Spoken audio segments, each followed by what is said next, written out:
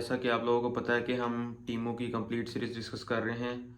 तो आज हम जिस चीज़ को डिस्कस करेंगे वो है शिपिंग टेम्पलेट।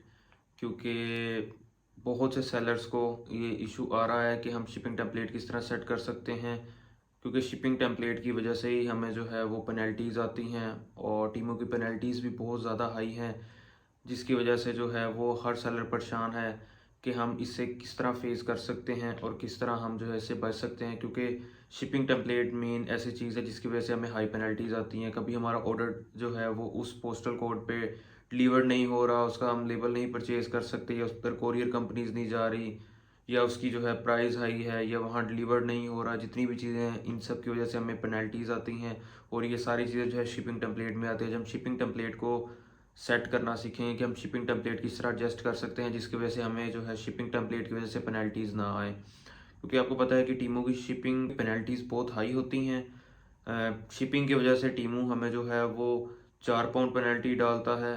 अच्छा, हम यहाँ से जाएंगे शिपिंग सेटिंग पे। सबसे लास्ट पे ऑप्शन आ रहा है यहाँ शिपिंग सेटिंग है, उस पर हम जब जाएंगे तो यहाँ हमारे पास जनरल शिपिंग सेटिंग आ जाएगा और शिपिंग टेम्पलेट आ जाएगा। पहले हम जनरल शिपिंग सेटिंग करेंगे।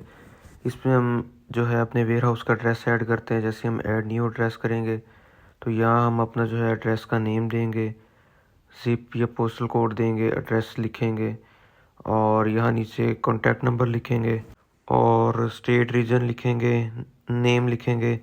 जो जो चीज़ें पूछी गई हैं ये हम सारी चीज़ें देंगे और इसको हम यहाँ से सेव कर देंगे। नेक्स्ट आ जाता है शिपिंग टेम्पलेट। शिपिंग टेम्पलेट पे आपके पास जो भी आ रहा होगा आपने उसको डिलीट करके टेम्पलेट को ऐड न्यू टेम्पलेट पे जाना है। ऐड न्यू टेम्पलेट पे जब आप क्लिक करेंगे तो ऐसे आपके पास जो है वो टेम्पलेट नेम फर्स्ट पे आएगा। आपने वहाँ टेम्पलेट नेम कोई भी एंटर कर देना है। जैसे मैं इधर एंटर कर रहा हूँ न्यू, तो कुछ भी आप कर सकते हैं एंटर।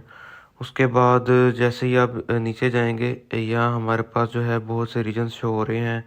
इसमें से कुछ रिस्ट्रिक्टेड रीजन्स हैं, तो यहाँ जितने भी हमें शो हो रहे हैं सबसे पहले उन सबको हम डिलीट कर देंगे।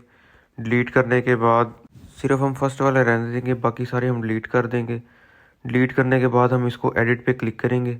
एडिट पे क्लिक करके हमने यहाँ से नॉर्थ आयरलैंड और आइल्स ऑफ मैन इन दोनों को जस्ट हमने जो है वो क्लोज़ कर देना है।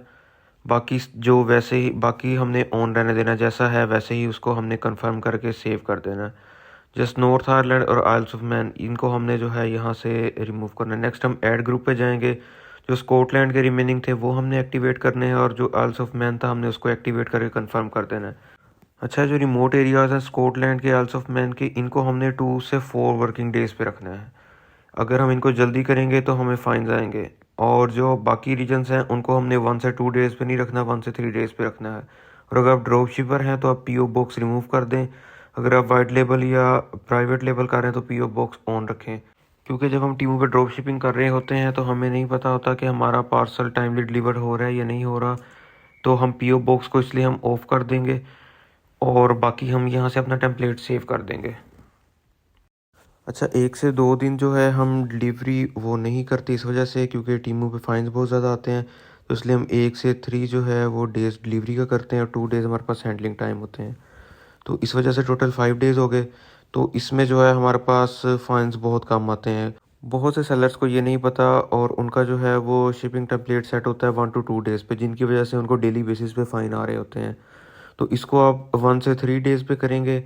और जो हमारे रिमोट एरियाज़ हैं जहाँ एवरी वगैरह आप नहीं जाते, तो वहाँ हम करेंगे 2 से 4 डेज़ और 2 डेज़ उनका भी हैंडलिंग टाइम होगा, ताकि जो हमारे रिमोट एरियाज़ हैं उनमें थोड़ी डिलीवरी लेट होती है। तो अगर वहाँ इतनी लेट भी हो तो हमें कोई इशू ना हो, हमें उनकी वजह से जो है वो फाइन्स ना आए।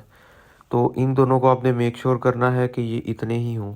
और अगर आप ड्रॉप शिपर है तो पीओ बॉक्स आपने मस्ट जो है वो क्लोज़ करना है, अदरवाइज़ आपको बहुत फाइन्स आएंगे उसके ऊपर।